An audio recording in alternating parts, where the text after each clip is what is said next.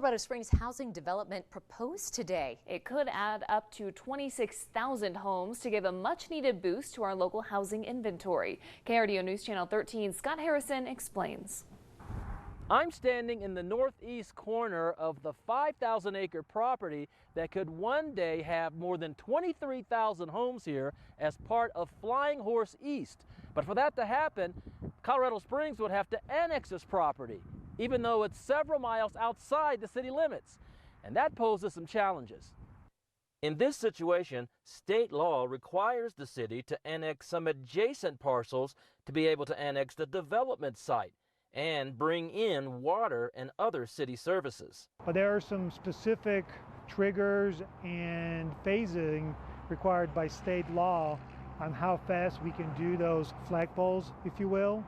Jessica Leonard hopes the project happens. She and her husband live in the area.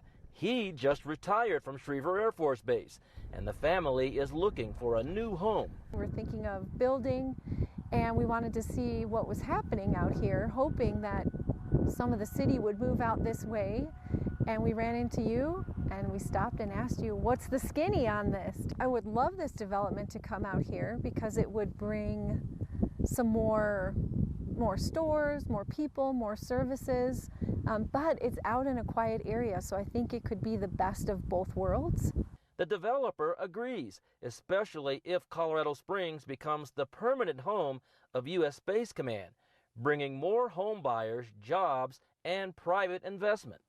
The city says it expects to get a request for annexation from the Flying Horse East developer sometime next year, but it may not be until 2022 before we know for sure what the future holds here.